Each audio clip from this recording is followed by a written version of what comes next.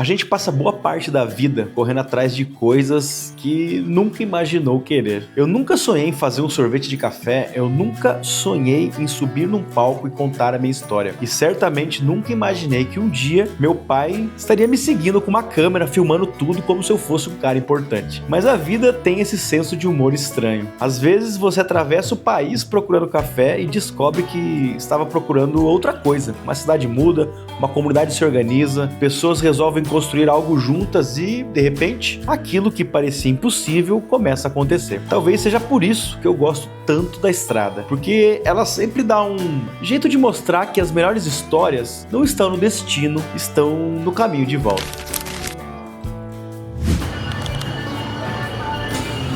Então, essa é a equipe da Soft. Desse lado aqui, marketing. A Sara é produto de desenvolvimento lá, focadíssima. A Ju é gerente das operações e aqui operação também. Essa é a Sara. Tudo bem, Sara? Ela que fica por trás das receitas. Ah, você que sabe o segredo. Alguns. É? O Matheus ainda não me revelou todos. Que massa. Como é que... Mas espera aí, eu não sei o que a gente tá fazendo ainda. Primeiro, Explica tudo. um sorvete de pingado. Tá, mas com café, sem café. Mr. Chocolate. E aí a gente vai tirar esse sorvete para vocês provarem primeiro ele sozinho, antes do preparo, né, de sobremesa e tudo. Tá. Esse é o primeiro sorvete. Tá, beleza. É o sorvete de pingado. E aí, Fê? Já pensou que a gente te paga pra você comer sorvete? Ah, eu falo, sabe aquele meme? O trabalho tá me matando, eu trabalhando. É tipo isso.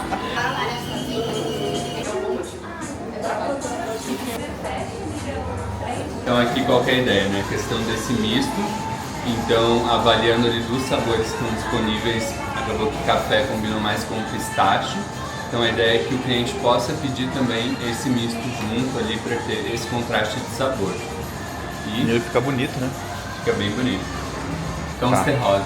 Tá, então esse é o pingado Pingado com o pistache. Tá? Olha, matar não, mas... Vou realizar um sonho que eu nunca tive.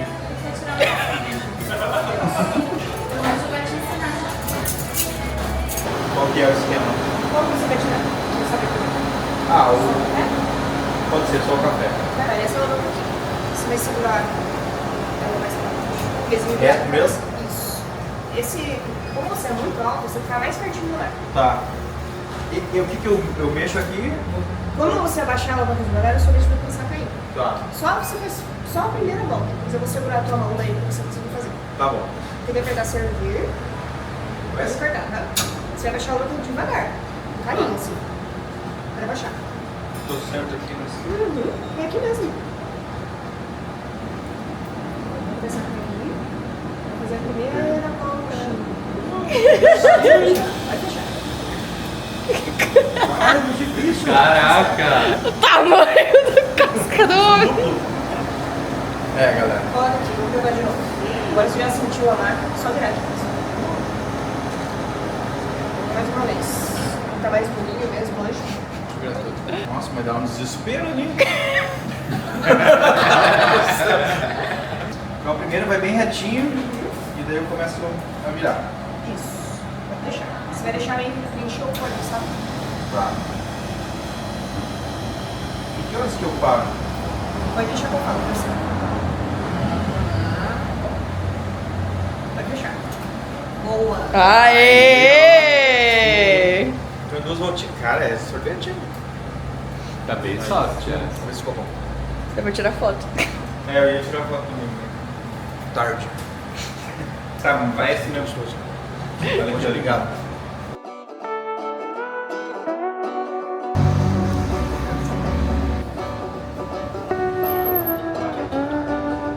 Comemorar o Dia Internacional do Café. Então venha, prove todos. Eu recomendo você vir toda semana e ir provando diferentes, porque não tem mais gostoso. A gente provou todos os nove aqui e realmente foram todos muito impressionantes. Então, spoiler, dia 9, dia 29,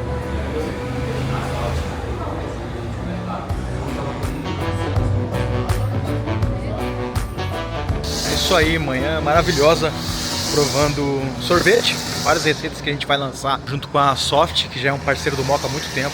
O Matheus, que é um dos fundadores, amigo do Moca há muito tempo, então muito antes dele pensar em ter essa empresa de sorvete, que hoje tem mais de 20, né, no Brasil inteiro. Então a gente tem muito orgulho, né, do Matheus, da empresa que ele construiu e dessas receitas que a gente fez junto. Hoje foram ali 9 receitas, a gente provou quase todos, eu já tava, né, estufado aqui de tanto doce hoje. Foi muito sorvete e eu não conseguia jogar fora, então eu queria comer até o final. Foi muito gostoso mesmo. Foi uma receita de, né, como vocês ouviram ali, café com sorvete, que criou esse sorvete chamado Pingado. Essa já é o 4º ano aí que a gente faz isso aí junto. Antes usava o bala de caramelo, agora a gente tá fazendo com o Mr. Chocolate, que combinou muito mais. Eu achei que ficou muito mais gostoso. Então essa ação aí vai acontecer, pontual, né? Eu acho que são 2 semanas em abril agora, comemorando o Dia Internacional do Café. Mas é isso. Então, esse trabalho meu é muito legal. Viajar, ir para as fazendas eu adoro, mas poder desenvolver essas collabs aí e principalmente provar todas essas receitas é um privilégio.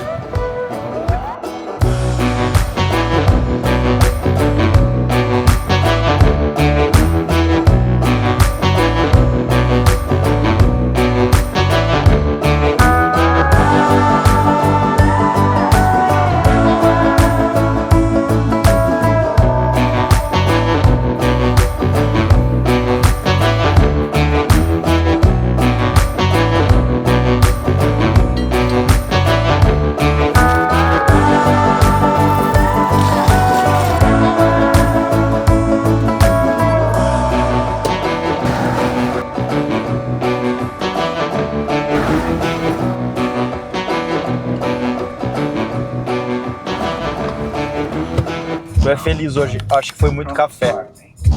Mas enfim, quantas vezes eu falo enfim? Acho que essa palavra eu vou ter que abandonar no meu vocabulário, cansei dela. E eu tô aqui sem olhar pro GPS ainda, porque eu não sei pra onde eu vou.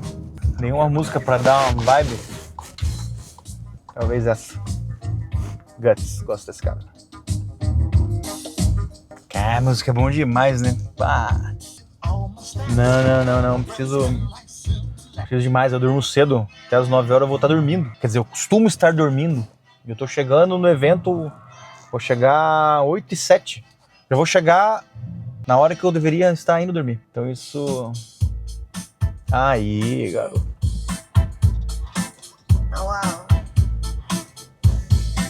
Agora sim. Pega essa pedrada. Agora sim.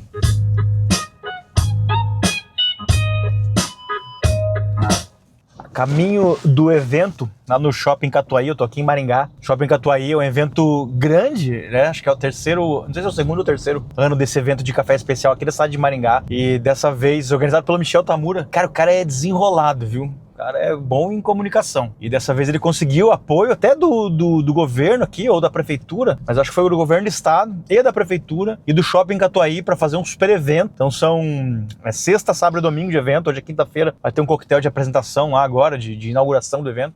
Tô muito feliz, cara. Primeiro, por vários motivos, né? Maringá é minha segunda cidade, minha família mora aqui, então tem bastante gente que mora aqui, então eu tô aqui visitando eles e vou acompanhar os 3 dias de evento. A gente vai estar lá no evento, né? Fazendo café com um parceiraço nosso, que é o Baldo. E eu fui convidado para dar uma palestra. Eu decidi esse ano que eu queria realmente dar palestra. Essa vai ser a primeira. Então eu fui convidado pelo Michel para dar uma palestra. Vou falar do Moca, falar do café no Brasil, de como que é a estrutura do café no Brasil, da minha visão do café especial e o que eu acho do futuro. Então vai ser uma palestra bem legal. Mas o que mais está me deixando empolgado e até com um friozinho na barriga é que minha família vai estar lá assistindo a palestra. Então meu pai, minha mãe, minhas tias, primos, então já vai estar lotado já. E isso vai ser muito legal, isso vai ser realmente muito legal, porque é um jeito diferente. Eu vou contar a minha história pra minha família e provavelmente eles nunca escutaram essa história, a minha história com storytelling, né, de uma palestra. Então tô bem feliz com isso. É uma palestra, a primeira palestra que eu não me preparei tanto, né, são 8 slides, então fiz os slides e falei, cara, essa aqui é a minha história, eu não vou nem escrever muita coisa, porque eu quero contar de coração mesmo. Então tô bem empolgado com isso, bem tranquilo também de contar essa história mais uma vez. E tô indo pra esse evento, então hoje, né, vai estar um monte de gente daqui do Paraná, que eu considero muito. Então, o pessoal do Luca, Georgia, o pessoal da Capricórnio também. Não sei se vai, acho que vai ter até uma palestra do Luiz lá da Capricórnio, que é um parceiraço nosso também, já de 11 anos, que eu respeito muito. Na verdade, a pessoa que eu mais respeito hoje no Brasil em termos de café especial é ele. Hoje ele é até vice-presidente da BSA. Ele já era muito mais que isso, antes mesmo de virar o vice-presidente. Então, tô bem feliz de estar indo pra esse evento. E vamos lá, vamos ver como é que vai ser, vamos ver se essa expectativa minha, apesar de eu acostumar a não criar expectativa das coisas, venho exercitando isso em mim mesmo, mas essa expectativa minha realmente está muito alta. Dessa vez eu não consegui fazer isso porque, cara, tô na minha segunda cidade, né? Aqui é Maringá, conheço Maringá, não sei como é que chega lá sem GPS, mas conheço Maringá e tenho um carinho muito grande, assim, por ter passado praticamente todas as férias da minha vida aqui nessa cidade. Errei aqui, ó. Aqui tem muito redondo, tá vendo? Vou dar uma volta inteira aqui no redondo porque eu errei a entrada ali. E é isso, até mais, vou mostrar algumas imagens do evento, espero que vocês gostem.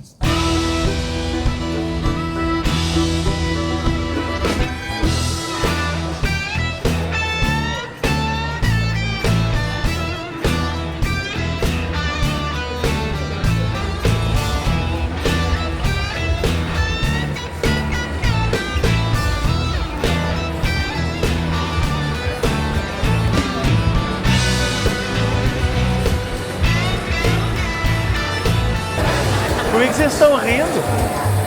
Eu nem contei nenhuma piada ainda. E aí? Estou aqui com a pessoa mais... Eu não vou apresentar essa pessoa. A pessoa mais famosa. A pessoa mais famosa do mundo, do Brasil. Obrigada. Estamos aqui. Ele também é bem famoso. Mariana! O projeto da Rota, ele acontece há 5 anos, né? Oficialmente aqui na cidade de Maringá e região. Então, a nossa sede é em Maringá, mas hoje 5 municípios fazem parte da Rota dos Cafés Especiais de Maringá e região, que é um núcleo setorial do programa Empreender, da ASSIM, que trabalhamos no associativismo. O que esses 30 empresários, empreendedores descobriram? Que você olhar para o lado é muito melhor, em vez de você enxergar um concorrente, você enxergar um parceiro de crescimento. Então a nossa base é essa. Então muitas pessoas perguntam pra gente o que é o case da Rota. É entender que a força coletiva chega muito mais longe. Então esse é o nosso grande diferencial. E são só cafeterias? São cafeterias, panificação artesanal, confeitarias, produtores e torrefações. O que linka todos esses estabelecimentos? Todos têm que trabalhar com café especial. O critério é o café especial. O principal é o café especial. Aí a gente tem dentro do nosso código de conduta outras coisas lá, mas o principal é trabalhar com café especial. Muita coisa boa vai acontecer em 2026 com a Rota dos Cafés Especiais. O Festival do Café Especial é um evento criado para fortalecer o ecossistema do café especial em Maringá e região. O Festival do Café Especial é uma promoção da Rota dos Cafés Especiais de Maringá e região. E visite Maringá, com a organização da VQV Eventos. E este evento conta com o patrocínio Master da Itaipu Nacional. São características de um determinado café e que, dependendo da descrição daquela característica, nós vamos gostar daquilo ou não. A ideia disso aqui é a gente mostrar para vocês, pelo tempo reduzido, na primeira parte da avaliação sensorial, que se chama avaliação descritiva. E como o próprio nome diz, nós estamos descrevendo. Pontuação do café para o consumidor. Para o profissional, claro. Vai me dizer. Não. Não tem nem ideia, Carol, mas não fala muito sobre isso. Agora, se você quer um café que tem notas de chocolate, doçura alta e baixa... Para todos eles. Mas existe uma tendência de sentir mais o doce na ponta da língua. O doce, floral, doce são palavras mais generalistas. Diferenciado pelo World Coffee Research, se está... Diferente do primeiro? Muito bom. Vamos lá então, alguém sentiu o floral desse café? E aqui eu trago alguns dados, porque infelizmente pode parecer menos. O melhor que eu... O programa é esse rapaz aí. A gente fez parceria, como a gente é um roteiro de cafeterias, a gente fez parceria com 5 das melhores cafeterias aqui Maringá, e a ideia é que a galera faça uma rota de cafés até o segunda-feira. Esse aqui eu já tomei e esse aqui eu já tomei. E pagou. Cara, esse aqui é maravilhoso. Paguei. Não, por quê? Porque todos os cafés são de graça. O que você precisa fazer, lembra que eu te falei lá do Val do Zap? A gente fez uma ferramenta, um bot, que libera um voucher para você ir até a cafeteria e pegar a bebida de graça. E aí? Nossa, demais. Quem que tá aí, ó? Eu vi a Pamela, mas ela tá trabalhando. Ela trabalha demais. Ó, bem o café dela, bem, né? Bem. E aí? Tudo bem? Beleza? Quanto tempo? Ah, Lugão! E aí, ferinha? Como é que você tá? Eu tô bem, e você? Excelente, tomando uns cafés bons também. Não, vou tomar agora. Vamos lá. Mentira, já tomei alguns poucos. Ah, eu imagino que já tenha tomado a beira cheia de coisa boa por aí. Pô, pior que tem. Pior que essa feira tá boa. O Paraná vai melhorando, né? Você não viu umas coisas assim por aqui? Agora você tem café. Não deu vergonha de ser de Curitiba e não ter uma feira dessa? Tem, ó, aqui na frente a gente vai sempre tentar fazer o quê? Resumir quais são os atributos principais que esse café vai ter.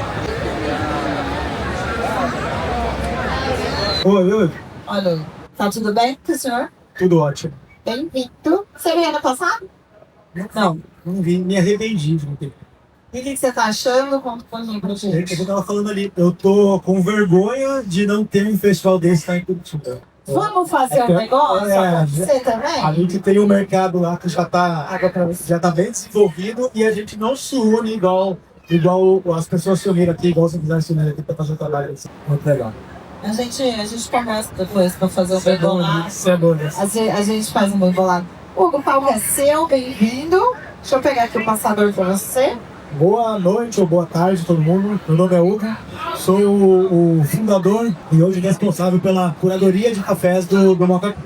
Eu vou contar um pouco da história. Eu fui convidado aqui, primeiro agradecer a organização. Quando eu fui convidado aqui, eu falei, poxa, o que eu vou conversar lá, o que eu vou falar lá? E eu acho que foi uma oportunidade muito legal, porque aqui é a cidade da minha família. Eu nasci em Londrina, aqui do lado, é a cidade da minha família. E tem meu pai e minha mãe aqui. Então é a minha oportunidade de contar a minha história para eles, do jeito que eu acho que eles nunca escutaram. E eu não vou poder mentir aqui, porque eles vão estar aqui para falar se é mentira ou não. Mas eu vou começar, contando um pouco do case do Moca Clube, só para não contar sobre mim no finalzinho, tem uma surpresa. Então vamos, a gente começou em 2012. Primeiro, deixa eu agradecer, falar que aqui é minha segunda casa, Maringá. Eu vim para cá desde pequenininho, quando eu sou de Curitiba, mas vim para cá desde pequenininho. E vou começar falando da minha... Perdão, Maringá é minha terceira casa. Vou começar falando da minha segunda casa, que é um lugar que, quando eu fui, me senti muito bem.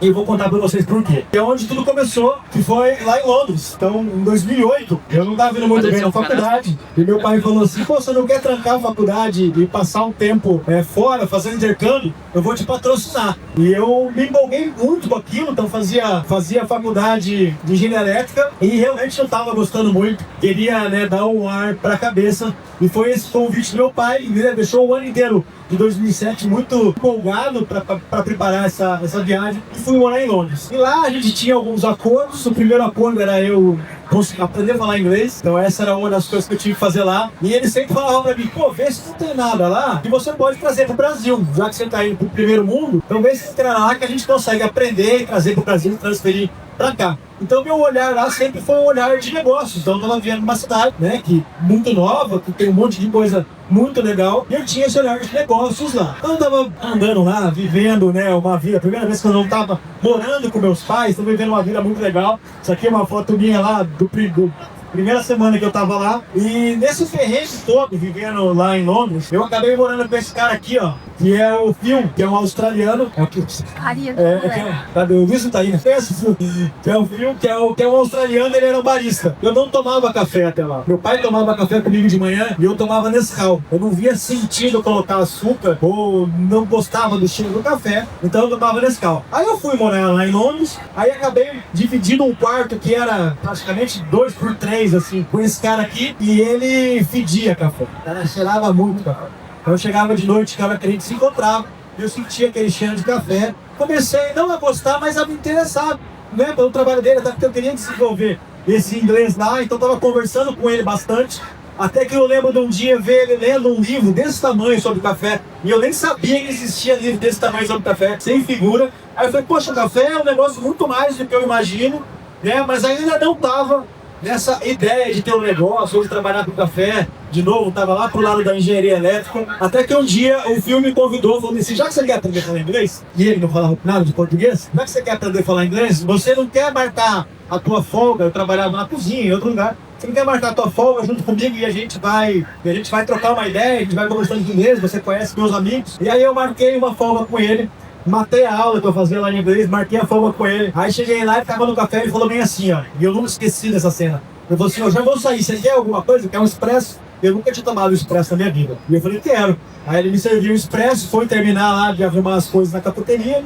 Eu tomei mais um expresso. É a primeira vez que a gente toma expresso, né? O coração vai lá na boca. Aí senti isso tudo, né? O café, aí de lá, igual todo barista e todo apaixonado de café, né? Provavelmente mais da metade das pessoas que estão aqui, acabar que quando vai para uma cidade quer visitar os cafés. Então eu saí com esse café dele, visitamos mais alguns cafés. Tomei mais alguns expressos, me lembro que aquele dia lá demorei pra dormir e acendeu uma luzinha na minha cabeça. Eu falei, pô, que negócio legal. Aí a partir daquele dia eu comecei a tomar café com ele de manhã. Então eu acordava de manhã, ele já tinha Aeropress lá em 2008. Ele já tinha Aeropress, então ele fazia o café, começava a me falar de café. E foi, né, essa vida entendendo de café e marcando as folgas junto pra conversar sobre inglês e visitar a cafeteria. Então eu fui entrando nesse mundo já de café especial, já estava mais pra frente lá em Londres do que aqui no Brasil, em 2008. Fui entrando nesse mundo, até que alguns meses antes de eu voltar pro Brasil, ia lá pra ficar um ano um pouquinho, antes de voltar pro Brasil, ele assinou uma revista, e essa revista vinha com café. Aí eu olhei aquilo, perguntei pra ele o que era, ele falou, não, é uma revista que a gente assina. E todo mês eles mandam uma revista e o café é diferente, e essa revista contando a história do café, contando a história daquela torrefação, contando a história do produtor. Por um acaso, essa primeira revista era do café brasileiro, não me lembro o nome, era do café brasileiro, então contando aquela história do produtor. E eu vi o modelo de negócio ali que eu gostei demais. Poxa, então você paga para alguém ser curador para você escolher o café e mandar para ti todo, né, para você conhecer o café, mandar para você todos os meses. Eu falei, exatamente isso. Então 2, 3 meses eu recebi essa revista e fiquei com isso na cabeça. E aí voltei para cá, voltei pro Brasil, comecei a pesquisar aqui, então, o que tinha de café especial aqui, o que existia de café especial aqui, e se existia esse modelo de negócio aqui. Então era 2009, tinha o Wine, que eu acho que todo mundo aqui, alguém conhece, que é uma assinatura de vinho. Então tinha o Wine, que era a única assinatura de vinho que estava começando. Hoje ela é a maior assinatura de vinho do mundo, são mais de 400 mil assinantes, uma empresa gigantesca. Inclusive o CEO deles é um dos nossos, já foi um dos nossos mentores. Aí tinha o Otávio Café, que eu não sabia que você está aqui, mas tinha o Otávio Café já fazendo um trabalho muito legal. Tinha o Lula Café em Curitiba, que eu tenho uma enorme admiração e respeito por ter ajudado a gente bastante no começo. Tinha a Isabela Raposeiras também, ali em São Paulo, né, que já tinha começado há algum tempo. Então muito legal que aqui no Luca e a Raposeiras eram duas mulheres que estavam à frente do café especial. A gente está falando lá em 2009. A gente está começando com torrefação, cafeterias, elas já estavam trabalhando no café especial naquela época. E aqui, o que a gente conhecia, para quem é de Curitiba, era o Café da Massa. Então era a única referência que eu tinha de café, onde eu tinha que aprender, onde eu poderia ir atrás para perguntar alguma coisa, eram esses lugares. Lá na Raposeiras eu não conhecia, mas no Lucro eu ia praticamente todo dia lá conversar com a Jorge e com a Carol, que estava aqui mais cedo. E isso aqui eu encontrei quando estava montando aqui, que eu acho muito legal. Isso aqui era uma ação do governo e da BIC para divulgar o café especial lá em 2009. Então eles tinham algumas fotos que estavam em algumas revistas que era colocando o café como uma joia. Que eu acho que foi um tiro no pé, depois que a gente foi perceber, mas a gente colocar o café como uma joia, a gente acaba afastando muito, né? Poxa, não é uma joia, é um café. E a gente está no Brasil, tinha que ser muito mais acessível, mas elas já não fazem mais desse jeito. E isso aqui também era coisas que apareciam na época. Isso aqui eu pesquisei realmente notícias, né, de 2009. Então era isso aí que a gente viu em 2009. O Brasil pode se tornar o maior consumidor de café em 2009. No começo de 2009. Depois, aqui já tem um crescimento, né, no final de 2009. Então um crescimento já de 4,15%. Consumo per capita de café no Brasil bateu no recorde de 2010. Então eu tava vendo que estava latente esse negócio de café no Brasil. Aparecendo mais torrefações, mais cafeterias. De novo, nunca dominando lá em Curitiba. E esse negócio ficava na minha cabeça. Eu tinha prometido pro meu pai que eu ia voltar e voltar pra faculdade. Então eu voltei pra faculdade, acabei indo trabalhar, acabei passando no concurso, indo trabalhar na Copel, mas o café ficava na minha cabeça. E eu ficava vendo esse tipo de reportagem aqui, vendo, poxa, tá crescendo, tá acontecendo, e o que eu vou fazer? Aquele lance do modelo de negócio, sei lá, o que tava ali, mas não tava trabalhando, até que um dia eu decidi, falei, poxa, ou eu monto isso, ou não, vou conversar com alguns amigos. Aí chamei 2 amigos, né, conversei com eles, expliquei qual que era a ideia, expliquei como é que era lá, mostrei o site dessa empresa, né, que fazia essa curadoria, mostrei o site pra eles e eles falaram, poxa, o gasto é isso aí, vamos fazer? Vamos. Foi que a ideia do Moca Clube nasceu. E esse aqui é o Moca Clube de hoje, né? Eu vou explicar um pouquinho como ele nasceu, eu vou acelerar, porque são 14 anos já de história. Mas lá quando ele nasceu, era uma empresa que era para ser exclusivamente de assinatura de café. E todos tinham outro trabalho, então eu e meus 2 sócios tinham outro trabalho. Ele falou, poxa, então é uma assinatura de café, porque é uma coisa que a gente consegue fazer paralelo aos nossos trabalhos. Uma empresa que a gente não precisa de um lugar físico, é estritamente na internet. A gente sempre foi muito bom na internet. Hoje eu tenho 40 anos, 41, e eu vi a internet nascer. Eu me empolgava demais com a internet, então sabia fazer site. Esse e meus outros amigos também sabiam fazer site. Eu vi que é muito bom de internet, de site. Eu falei, pô, vamos montar uma empresa na internet e pra gente vai ser mais fácil de tocar essa empresa. E naquela época, nem Raposeiras, nem Luca, ninguém tinha site. Quase ninguém vendia café na internet. Então a gente viu, né, uma super oportunidade. A gente só não pensou que ninguém vendia café na internet porque ninguém comprava café na internet.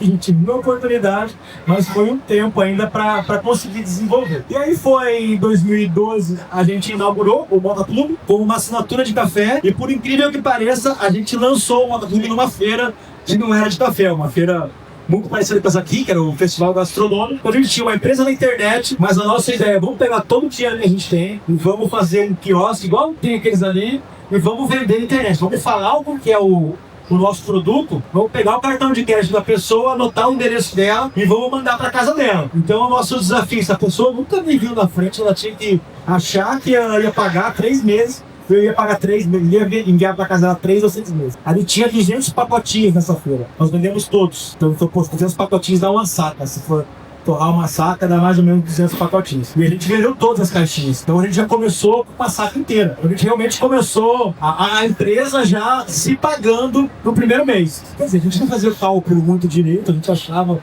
estava se pagando, acabamos devendo alguns produtores que depois ajudaram a gente, mas tá tudo certo hoje. Então a gente não sabia muito o que estava fazendo, fomos direto para essa feira, gastamos todos os dias que a gente tinha, então juntou a que a gente tinha, e deu muito certo. A gente conseguiu acessar os primeiros clientes, deu muito certo.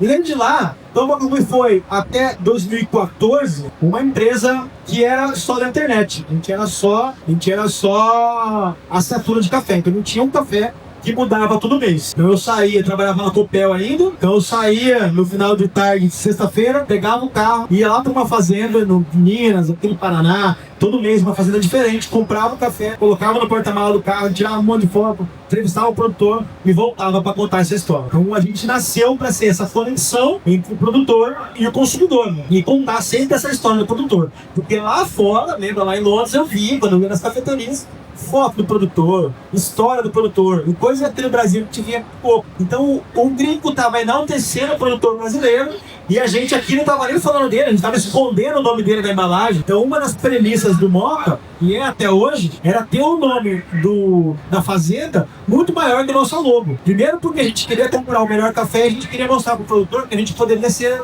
o marketing para ele. Ele falou, olha, nós vamos colocar o teu nome aqui, o nome do produtor, na minha empresa, ele vai ali na frente. Porque se você tem orgulho de vender um café com o seu nome que eu vou colocar, com certeza ele vai vender o melhor café. A gente tinha essa estratégia aí para conversar com eles. Então todo mês foi um café diferente. A gente foi assim em 2014, foi quando eu decidi sair da Copel, tive que fazer uma coisa ou outra. Aí meus pais estão aqui de novo, vou contar uma história que eles não sabem, que é o meu pai se aposentou, a minha mãe se aposentaram, e eles foram morar fora do país. E meu pai trabalhava na Copel, ele trabalhou lá por 35 anos. E aí eu não podia contar pra ele que eu tinha saído da Copel, porque eu acho que ele não ia aceitar muito bem. Eu falei, pô, mas você não ganhou R$1, como é que você vai sair? Vai tocar um negócio sozinho. Então demorou um tempo pra eu contar pra eles, que eu não sabia, né? Mas demorou alguns meses até eu contar, porque minha filha tinha acabado de nascer, ele ligava lá, ele queria ver minha filha, ele não queria perguntar pro negão, mas o que você tá fazendo? Como é que tá o hotel? Ele perguntava minha filha. E aí foi indo, a gente foi se ajeitando. Nessa de sair da internet e eu sair do trabalho, e trabalhar só no Moca, nessa a gente acabou vendendo para cafeterias, que a gente chama de B2B. Foi aí que o Moca começou, além da internet, servir algumas cafeterias. Então por 2 anos aí a gente foi servindo cafeterias em Curitiba. A gente conseguiu atingir, eu acho que uns 80% de cafeteria de café especial já usava o nosso grão, porque eu tinha tempo, então eu ia muito nas cafeterias e ficava lá conversando, ficava levando, ficava trocando ideia com o barista. Então muitos baristas que eu acho legal que saíram de Curitiba, que hoje são campeões e tal, aquela era nosso grupinho, que a gente tinha um grupinho de 5 pessoas ali, que a gente estava sempre conversando. Nessa época de 2014, aí em 2016, meu pai voltou. A gente era 3 sócios e tava na vez dele de investir, os outros pais dos outros 2 já tinham investido, tava na vez dele. E foi a época que a gente trocou e comprou nosso torrador. Até então quem torrava era o Luca. E a Carol Luca aqui, mas não vou agradecer ela aqui, era o Luca e a mãe dela, a Jorge. Mas quem torrava era ela. Então eu tinha o privilégio de ter café torrado pelo Luca e o privilégio de provar café junto com a Carol, que eu acho pouco provando café. Então eu ia lá e provava, a gente conhece, eu aprendi a provar café também. Hoje eu descrevo café, mas porque eu provei muito café com elas lá. E eu até me lembro que a Jorge brigava. Como é que você não tá sentindo que é frutado aqui? A gente pensava que sentia assim tão fácil. E com o tempo foi, né? Ela foi me guiando e eu fui aprendendo com elas. Em 2016, então a gente comprou o torrador, eu passei a torrar. Passou a ser a minha paixão torrar. Quando a gente começou a empresa, a minha ideia, o que eu pensava assim, será que um dia eu vou passar 12 horas por dia, 8 horas por dia torrando na frente do torrador? E esse era o meu sonho. E até o dia que eu comecei a passei anos na frente do torrador. Quando a gente tava brincando, o que eu seria na empresa? Isso que eu não era entendedor de café e nenhum dos meus 2 sócios. Quando a gente perguntou na primeira reunião, mas quem que vai entender de café? Quem vai ser o cara do café? Ninguém levantou a mão, eu levantei. Então não vai ser vocês, vou ser eu. E aí quando eu parei de torrar, o meu segundo sonho foi, então será que um dia eu vou conseguir só viajar e comprar café e fazer palestras e conhecer produtor, já que eu viajo? A gente atende hoje mais de 300 cafeterias no Brasil inteiro. Em alguns mercados, eu tenho um Faco aqui, tenho Feixe, em alguns mercados do Paraná, em Santa Catarina, e entrando em São Paulo agora, e curso, enfim. Hoje o Moca virou um ecossistema praticamente. Então como eu vou até lá, realmente a gente olha no olho do produtor, aperta a mão e fala, tá feito, tá feito. E isso, principalmente nos dias de hoje, em que o café tá oscilando demais, garantiu pra gente ótimos preços de ter apertado a mão do produtor, acertado um preço e 2, 3 meses depois do café ter subido bastante, mas aquele combinado lá que a gente apertou a mão continua valendo. Então hoje eu considero isso muito importante, acho que o nosso maior ativo hoje, não só essa rede de produtores, né, mais de 200 produtores que eu já visitei, mas tem essa confiança, né, mútua entre nós dois. Então o produtor que é bom, a gente gosta de trabalhar, a gente acaba trabalhando há muito tempo. E a gente já trabalha junto desde 2013, eu acho, né? A gente vem comprando o café dele, então produtores lá de 2012. Tem inclusive uns produtores que patrocinaram a gente quando a empresa ia mais ou menos assim, isso aqui a gente não precisa pagar não, tá? Então a gente tem tudo isso e hoje a gente continua honrando eles, voltando lá e comprando. Eu gosto de contar muito do Elber, daqui a pouco tem uma fotinha dele aqui.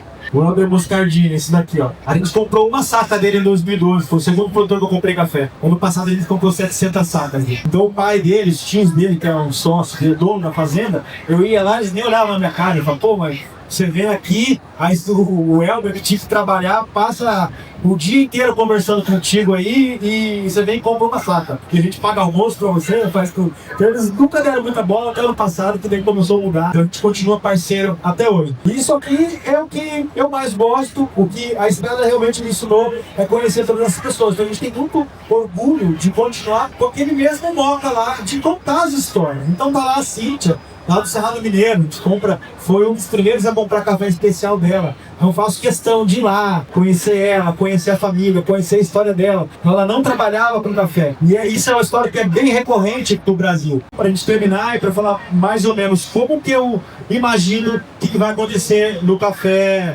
especial brasileiro. Então eu trouxe aqui e vou explicar para vocês rapidamente. Alguns já ouviram falar das 3 ondas do café? As ondas do café, elas explicam como que chegou o café especial no Brasil. Então a primeira onda, que acho que está muito ligado ao pós-guerra, no Vietnã e tal, é o café como bebida. As pessoas não tomavam café.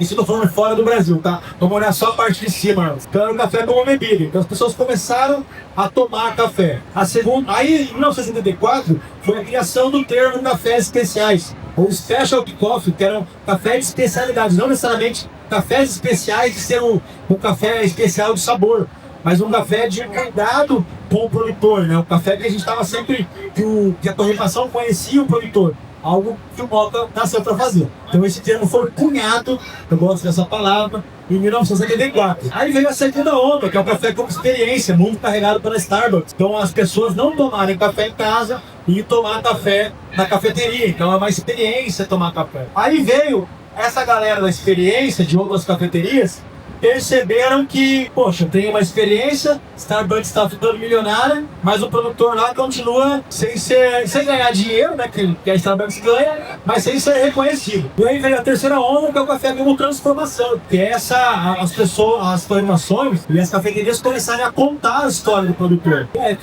Né?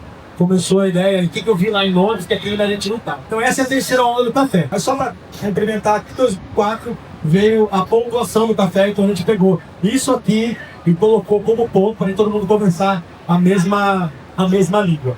E aí a gente chega na quarta onda, que um monte de gente tenta adivinhar o que é. E com certeza a gente só vai saber o que é a quarta onda depois que passar 5 anos, né, dessa tendência. E eu vou falar algumas coisas que eu acho que é a quarta onda. Se alguém tiver alguma coisa para falar, também vai ser muito legal. Mas tem gente que fala que a quarta onda vai ser a pessoa torrar café em casa. Vai ser comprar café direto do produtor e torrar café em casa. Acho muito difícil.